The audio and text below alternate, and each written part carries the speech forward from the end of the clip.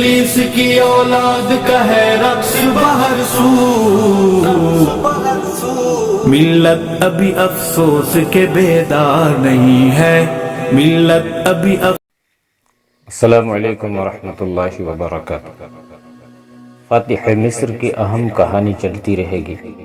کہانی سننے سے پہلے ہمارے یوٹیوب چینل تاریخ اسلاف کو سبسکرائب کیجئے اور بیل آئیکن پر ضرور کلک کیجئے۔ ناظرین، بغیر کسی تمہید کے قسط نمبر 36 آپ کی سماعتوں کی نظر کی جاتی ہے۔ بسم اللہ الرحمن الرحیم۔ ان عیسائی قبائل کے سرداروں نے اپنے 2 نمائندے ان مسلمانوں کے ساتھ قلعے سے باہر بھیج دیے اور مسلمانوں سے کہا کہ انہیں اپنے سپہ سالار تک پہنچا دیں۔ یہ سب سالار سہیل بن عدی کے پاس آئے اور مدعا بیان کیا۔ سالار سہیل نے انہیں واسط بھیج دیا اور سپہ سالار عیاض بن غنم سے صلح کی شرائط تسلیم کر کے سہیل بن عدی کو صلح کی اجازت دے دی۔ اس طرح یہ محاصرہ اٹھا لیا گیا اور قلعے میں جو قبیلے موجود تھے انہوں نے مسلمانوں کی اطاعت قبول کر لی اور جزیہ بھی ادا کرنے لگے۔ صرف علامہ شبلی نعمانی ایک تاریخ نویس ہیں جنہوں نے لکھا ہے کہ ہرقل شام سے پسپا ہو کر ارض روم میں مرج الابیاج کے مقام پر جا پہنچا اور اس نے وہیں قیام کیا تھا۔ آج یہ شہر دنیا کے نقشے پر موجود نہیں۔ وہاں بھی ہرقل کی جو جائے رہائش تھی وہ شاہی محل سے کم نہ تھی۔ شاہی لوازمات بھی موجود تھے، شراب بھی تھی اور شراب پلانے والی کنیزیں بھی تھیں، اور حسین و جمیل کنیزیں حاضری میں موجود رہنے والی بھی تھیں۔ عورتوں کا حرم بھی ساتھ تھا جس میں یہ پتہ ہی نہیں چلتا تھا کہ بیوی کون اور داشتہ کون ہے۔ ہرقل اپنے خاص کمرے میں سر جھکائے ہوئے ٹہل رہا تھا۔ اس کے چہرے پر تذبذب اور احتجاج تھا۔ قسطنطین الگ بیٹھا اسے دیکھ رہا تھا۔ اس کی تو جیسے جرأت ہی نہیں ہو رہی تھی کہ باپ کے ساتھ کوئی بات کرے۔ وہ باپ کی جذباتی کیفیت اور مزاج کے عتاب سے واقف تھا۔ ٹہلتے ٹہلتے رک گیا اور اس نے اپنے بیٹے قسطنطین کی طرف دیکھا۔ صرف انتھونیس ہی غدار نہیں تھا۔ ہرقل نے کہا، میری اپنی بیوی لیزا اور بیٹا یوکلس بھی مجھے دھوکہ دے گئے۔ وہ یقیناً اکٹھے گئے ہیں۔ میرا خیال ہے کہ لیزا کو پتہ چل گیا تھا کہ ہم اس کے بیٹے کو قتل کروا رہے ہیں۔ محترم باپ، قسطنطین نے کہا، میں انہیں غدار ہی کہوں گا۔ میں پوری فوج کو غدار کہتا ہوں، ہرقل نے کہا۔ میں نے ابھی کوئی ایسا فیصلہ کیا تو نہیں، لیکن ہو سکتا ہے کہ کسی وقت یہ فیصلہ دے دوں کہ جو کمانڈر بچ کر نکل آئے ہیں انہیں قتل کر دیا جائے۔ ان بدبختوں نے اپنے اوپر مسلمانوں کی دہشت طاری کر لی تھی۔ میں اب نئی فوج بناؤں گا اور بہت جلد واپس آ کر شام پر حملہ کروں گا۔ ہرقل کوئی ایسا معمولی نام نہیں جو تاریخ سے مٹ جائے گا۔ آنے والی نسلیں ہرقل کو ایک آسمانی طاقت کے طور پر یاد رکھیں گے۔ اتنے میں دربان نے آ کر اطلاع دی کہ جرنیل انتھونیس کی بیوی اپنے 2 بچوں کے ساتھ آئی ہے اور وہ شاہ ہرقل سے ملنا چاہتی ہے۔ قسطنطین چونک کر اٹھ کھڑا ہوا اور اس نے ہرقل کی طرف دیکھا کہ وہ اس عورت کو اندر آنے کی اجازت دیتا ہے یا نہیں۔ ہرقل کچھ دیر سر جھکائے سوچتا رہا، پھر اس نے سر سے ہلکا سا اشارہ کیا کہ اسے اندر بھیج دو۔ حیثیت کے لحاظ سے وہ کوئی عام سی حیثیت کی عورت نہیں تھی، ایک نامور جرنیل کی بیوی تھی۔ وہ ہرقل کے سامنے آئی تو ہرقل نے اس سے پوچھا کہ وہ کیوں آئی ہے، اور پھر پوچھا کہ اسے معلوم ہے یا نہیں کہ اس کا خاوند کہاں ہے۔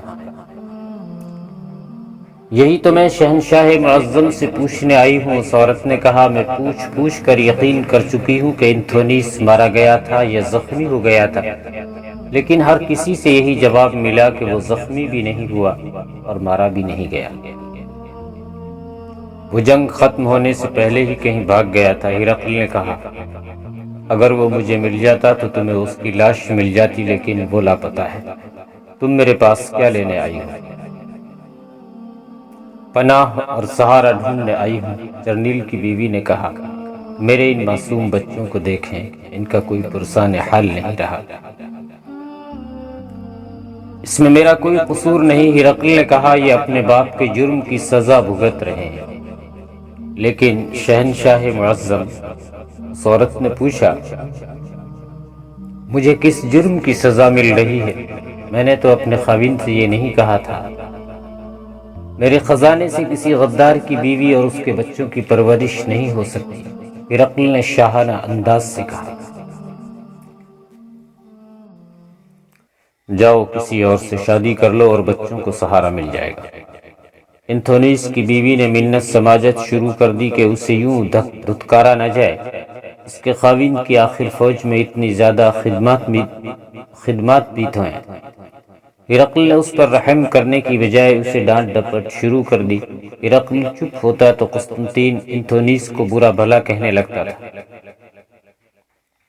شہنشاہ معظم، انتھونیس کی بیوی نے کہا، اگر میرا خاوند غدار تھا تو کیا یہ میرے لیے بہتر نہیں ہوگا کہ مجھے اور میرے بچوں کو سزا کے طور پر قتل کر دیا جائے؟ موت سے بہتر کوئی اور پناہ نہیں ہو سکتی۔ میں نے تم پر رحم کیا ہے۔ ہرقل نے کہا، رحم نہ کرتا تو میں تمہیں جلاد کے حوالے کر چکا ہوتا۔ اگر موت کی خواہش ہے تو خود ہی زہر پی لو اور ان بچوں کو بھی پلا دو۔ یہاں سے چلی جاؤ اور پھر کبھی میرے سامنے نہ آنا۔ انتھونیس کی بیوی کی آنکھوں میں آنسو تیر رہے تھے، وہ بھیک مانگنے کے انداز سے بات کر رہی تھی۔ ہرقل کی بات سن کر اس کے مرجھائے ہوئے چہرے پر سرخی آ گئی اور آنکھوں میں جو آنسو تیر رہے تھے وہ آنکھوں نے ہی پی لیے۔ اس کی گردن تن گئی۔ اے شہنشاہ روم، اس عورت نے بالکل ہی بدلی ہوئی اور جاندار آواز میں کہا، اب مجھ سے سن لے، میرا خاوند کہاں گیا ہے؟ آپ کی ملکہ لیزا اسے اپنے ساتھ لے گئی ہے۔ میں آپ کے بے رحم عتاب سے واقف ہوں، لیکن مجھے اب کسی کا ڈر نہیں۔ میرے خاوند نے اور لیزا نے میری زندگی جہنم بنائے رکھی ہے اور اب آپ مجھے اور میرے بچوں کو سزا دے رہے ہیں۔ مجھے لیزا کی کوئی پرواہ نہیں، ہرقل نے کہا، وہ میرے بیٹے کو بھی ورغلا کر ساتھ لے گئی ہے۔ شہنشاہ روم، انتھونیس کی بیوی نے جرأت مندانہ لہجے میں کہا، یوکلس آپ کا بیٹا تھا ہی نہیں، وہ میرے خاوند کا بیٹا ہے۔ اس سے پہلے کہ آپ کا عتاب مجھ پر نازل ہو کہ میں ملکہ پر جھوٹا الزام عائد کر رہی ہوں، مجھ سے حقیقت سن لیں۔ لیزا میرے گھر میں آ کر میرے خاوند کے ساتھ کئی بار تنہائی میں رہی ہے۔ وہ مجھے بڑے قیمتی تحفوں سے خوش کرنے کی کوشش کرتی رہتی تھی، لیکن خاوند کی قیمت تو کوئی بھی نہیں دے سکتا۔ میں نے جب اسے برا بھلا کہا کہ وہ میری زندگی تباہ کر رہی ہے تو اس نے مجھے یہ دھمکی دی کہ وہ شاہ روم کی بیوی ہے اور مجھے قید خانے کی سب سے زیادہ غلیظ کوٹھڑی میں بند کروا سکتی ہے۔ جب یوکلس پیدا ہوا تھا تو لیزا نے مجھے کہا تھا کہ اب تو وہ انتھونیس سے دور رہ ہی نہیں سکتی، کیونکہ اس نے انتھونیس کا بیٹا پیدا کیا ہے۔ وہ بتاتی تھی کہ آپ نے اسے جوانی میں ہی حرم میں پھینک دیا اور بھول گئے تھے کہ لیزا نام کی بھی آپ کی کوئی بیوی تھی۔ لیزا نے میرے خاوند کو اپنے جذبات کی تسکین کا ذریعہ بنا لیا تھا۔ ان کے یہ تعلقات ابھی تک چل رہے تھے۔ انتھونیس کی بیوی کو شاید یہ توقع ہوگی کہ ہرقل اس پر برس پڑے گا اور اسے دھکے دے کر محل سے نکال دے گا، لیکن عجیب بات یہ ہوئی کہ ہرقل پر خاموشی طاری ہو گئی اور وہ کچھ دیر اس عورت کو دیکھتا رہا۔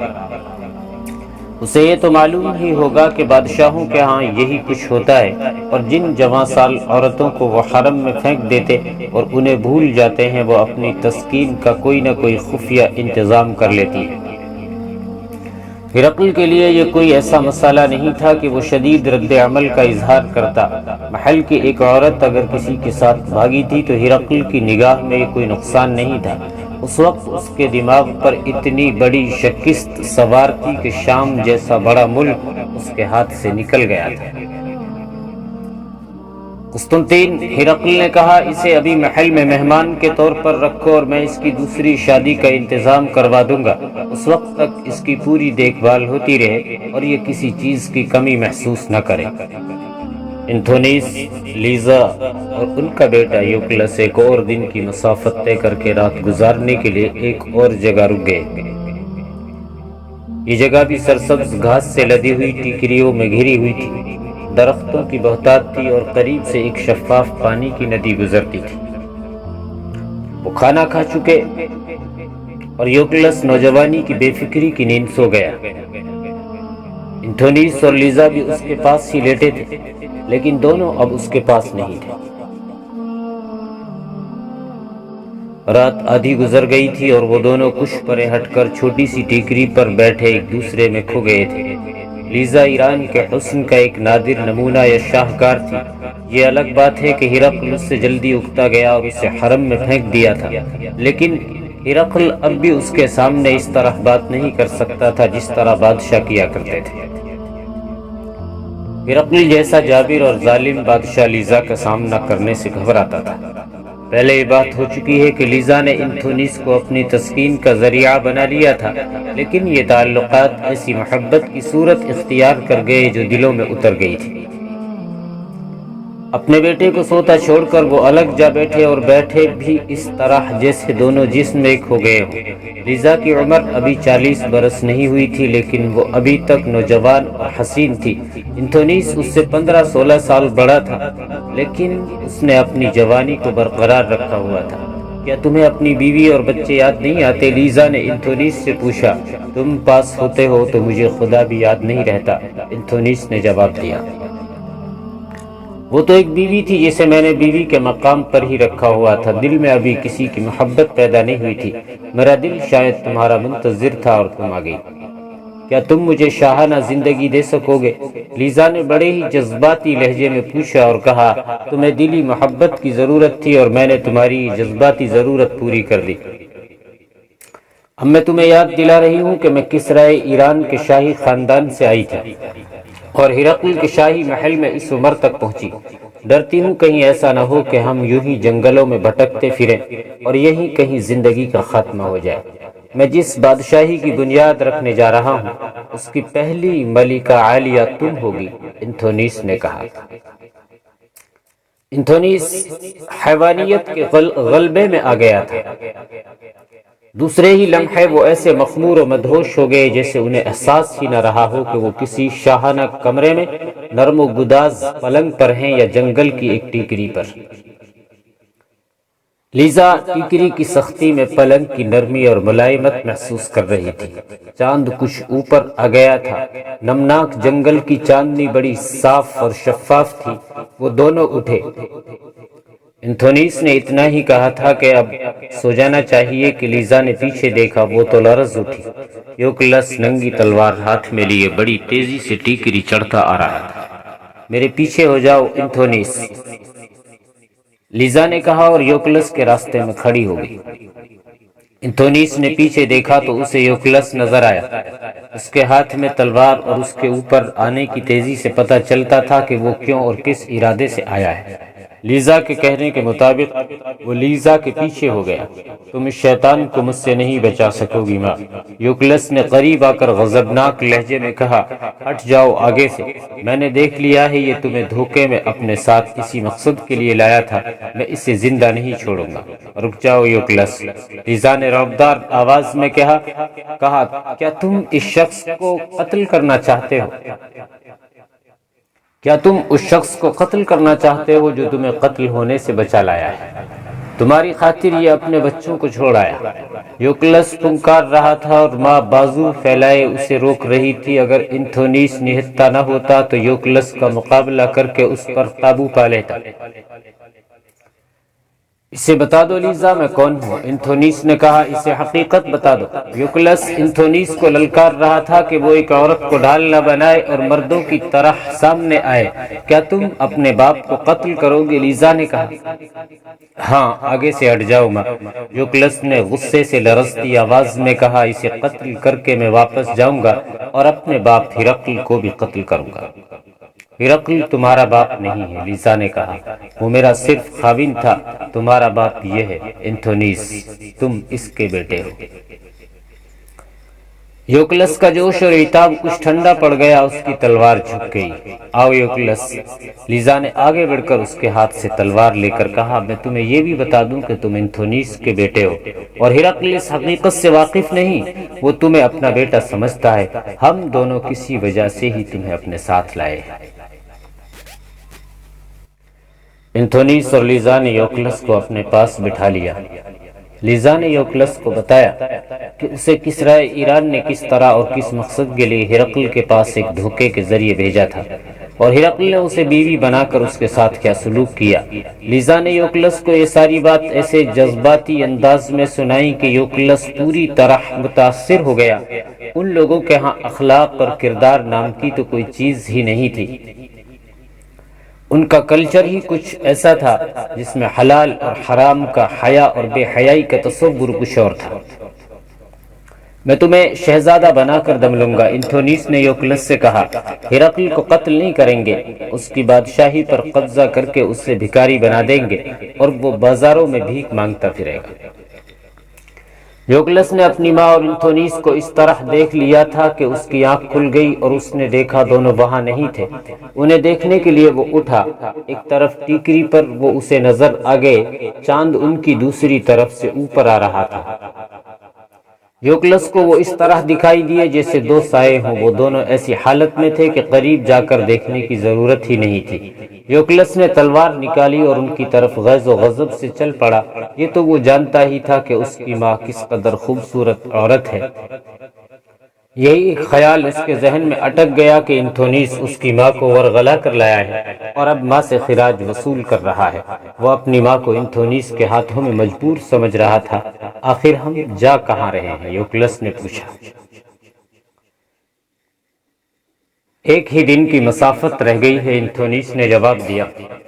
کل رات ہم کسی جنگل یا صحرا میں نہیں ہوں گے، بلکہ کسی قبائلی سردار کے ہاں آرام دہ بستروں پر سوئے ہوئے ہوں گے۔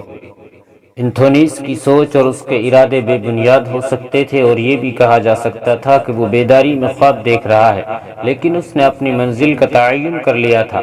کامیابی اور ناکامی تو بعد کے نتائج تھے، اس کے ذہن میں ایسی کوئی الجھن اور کوئی شک نہیں تھا کہ وہ غلط راستے پر جا رہا ہے۔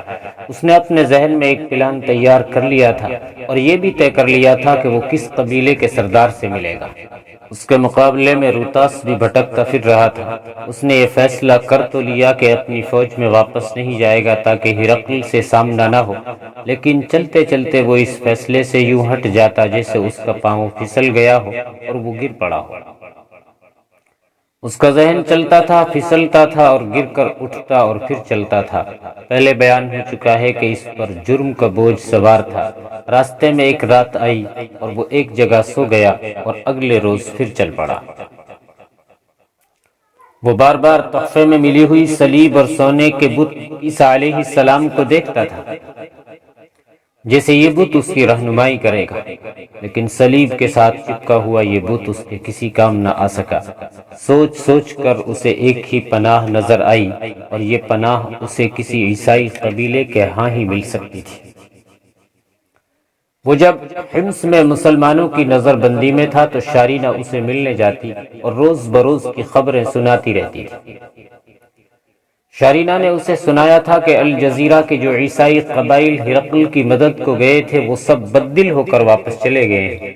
یہ سوچ کر روتاس پھر الجھن میں مبتلا ہو جاتا کہ ان قبائلیوں نے اسے قبول نہ کیا اور پناہ نہ دی تو پھر وہ کیا کرے گا۔ ایک بار تو اس نے فیصلہ کر ہی لیا تھا کہ وہ اپنی فوج میں چلا جائے۔ اس نے گھوڑا روک لیا، لیکن گھوڑے کا رخ موڑا تو اسے یوں محسوس ہوا جیسے ہرقل اس کے سامنے کھڑا ہو اور اس سے پوچھ رہا ہو کہ تم کہاں جا چکے تھے۔ روتاس یہ تو سمجھ ہی سکتا تھا کہ ہرقل شکست کے بعد کس مزاجی کیفیت میں ہوگا۔ وہ تو ذرا سے شک پر بھی حکم دیتا ہوگا کہ اس شخص کو جلاد کے حوالے کر دو، یہ دانستہ لڑائی سے بھاگا تھا۔ روتاس کسی عمر میں جلاد کے ہاتھوں مرنے کے لیے تیار نہیں تھا۔ اس نے گھوڑے کا رخ پھر ادھر ہی کر دیا جدھر وہ جا رہا تھا۔ دن کا پچھلا پہر تھا جب اسے ایک بڑی خوبصورت اور سرسبز جگہ نظر آئی۔ وہاں چھوٹا سا ایک چشمہ بھی تھا۔ درخت اتنے گھنے اور قریب قریب تھے کہ ان کی ٹھنڈی چھاؤں کو دیکھ کر سو جانے کو جی چاہتا تھا۔ روتاس کی تو کوئی منزل ہی نہیں تھی۔ اتنی روح افزا جگہ دیکھ کر وہ گھوڑے سے اترا اور گھاس پر لیٹ گیا۔ فوراً ہی وہ گہری نیند سو گیا۔ آنکھ کھلی تو رات گہری ہو چکی تھی اور چاند افق سے اوپر اٹھتا آ رہا تھا۔ روتاس نے سوچا کہ وہ بہت سو چکا ہے اور رات خاصی ٹھنڈی ہے، وہ چل ہی پڑے تو اچھا ہے۔ صبح تک وہ دور نکل جانا چاہتا تھا۔ وہ گھوڑے پر سوار ہوا اور اس منزل کو چل پڑا جس کو وہ جانتا ہی نہیں تھا کہ ہے بھی یا نہیں، اور اگر ہے تو کہاں ہے۔ وہ چلتا گیا اور چاند اوپر اٹھتا گیا۔ انتھونیس اور لیزا یوکلس کو اس جگہ لے گئے جہاں انہوں نے سونے کے لیے کمبل بچھائے تھے۔ یوکلس مطمئن ہو گیا تھا۔ ماں نے اس کے ساتھ اتنا پیار کیا کہ وہ اپنے آپ کو چھوٹا سا بچہ سمجھنے لگا۔ تینوں لیٹ گئے۔ انہیں ایک گھوڑے کے قدموں کی ہلکی ہلکی دھمک سنائی دینے لگی۔ وہ چوکس ہو گئے۔ قدموں کی یہ آہٹ بلند ہونے لگی اور اب کسی کے گانے کی آواز سنائی دی۔ گانا رومی زبان کا تھا۔ لیزا سرگوشی میں بولی کہ کوئی تعاقب میں آ رہا ہے۔ انتھونیس نے کہا کہ یہ ایک ہی گھوڑا معلوم ہوتا ہے، تعاقب ہوتا تو کئی ایک گھوڑے ہوتے۔ یہ کوئی مسافر لگتا ہے یا ہو سکتا ہے لڑائی سے بھاگا ہوا ہو۔ تم یہیں بیٹھی رہو لیزا، انتھونیس نے کہا۔ میں اور یوکلس چھپ جائیں گے اور دیکھیں گے کہ یہ کون ہے۔ خطرے والا معاملہ ہوا تو ہم دونوں پیچھے سے حملہ کریں گے۔ انتھونیس اور یوکلس بڑی تیزی سے وہاں سے چلے گئے اور ایک پرانے درخت کے تنے کے پیچھے چھپ گئے۔ انہوں نے گھوڑے ٹیکری کے دوسری طرف باندھے تھے۔ آنے والا سوار کسی اور طرف سے آ رہا تھا۔ وہ اس جگہ کے قریب سے گزرا تو اس کی نظر لیزا پر پڑی جو پیٹھ کے بل لیٹی ہوئی تھی۔ اس نے گھوڑا روک لیا اور کود کر گھوڑے سے اترا، گھوڑے کو وہیں چھوڑا اور آہستہ آہستہ لیزا کی طرف گیا۔ ابھی اسے یہ پتہ نہیں چلا تھا کہ یہ عورت ہے۔ یہ پہلا انسان تھا جو اسے اس سفر میں نظر آیا۔ قریب گیا تو اسے پتا چلا کہ یہ تو عورت ہے۔ کھڑے کھڑے ذرا اس پر جھکا تو لیزا اٹھ بیٹھی اور پھر کھڑی ہو گئی۔ سوار کا دل یکلخت ایک خوف کی گرفت میں آ گیا۔ اس نے اس عورت کو پہچان لیا تھا۔ ہرقل کی بیویاں اور داشتائیں ہر طرف گھومتی پھرتی رہتی تھی، اس لیے ہر کوئی انہیں جانتا پہچانتا تھا۔ ایسی ہر عورت خواہ وہ ہرقل کی بیوی تھی یا داشتہ، ملکہ کہلاتی تھی۔ آپ ملکہ لیزا؟ سوار نے حیرت زدگی کے لہجے میں پوچھا۔ آپ یہاں؟ کیا شاہ ہرقل بھی یہیں کہیں قریب ہے؟ تم کون ہو؟ لیزا نے ایسے رعب سے پوچھا جیسے وہ واقعی ملکہ ہو۔ کہاں سے آئے ہو؟ کہاں جا رہے ہو؟ سوار کے لیے یہ بات حیرت ناک تھی کہ شاہ ہرقل کی بیوی اس جنگل میں اکیلی پڑی تھی۔ اسے یقین ہونے لگا کہ یہ بدروح ہے یا جنات جیسی مخلوق میں سے ہے اور اس نے ملکہ لیزا کا روپ دھار رکھا ہے۔ اس کا خوف اور زیادہ بڑھ گیا۔ نہیں، اس نے ہکلاتی ہوئی زبان سے کہا، آپ زندہ انسان نہیں ہو سکتی۔ آپ کو شاہ ہرقل کے ساتھ ارض روم میں ہونا چاہیے تھا۔ آپ کس کی روح ہیں؟ مجھے معاف کر دینا، میں آپ کے آرام میں مخل ہوا ہوں۔ وہ وہاں سے الٹے قدم چلنے لگا۔ خوف کے مارے وہ لیزا کی طرف پیٹھ نہیں کر رہا تھا۔ ٹھہرو، لیزا نے اپنی آواز بدل کر بڑے ہی رعب سے کہا، میرے قریب آؤ، اپنا نام بتاؤ، تم روم کی فوج کے آدمی ہو۔ میرا نام روتاس ہے، سوار نے لیزا کے قریب ہوتے ہوئے کہا۔ میں رومی فوج کا افسر ہوں، مسلمانوں نے مجھے قید کر لیا تھا، میں فرار ہو آیا ہوں، کیا میں جا سکتا ہوں؟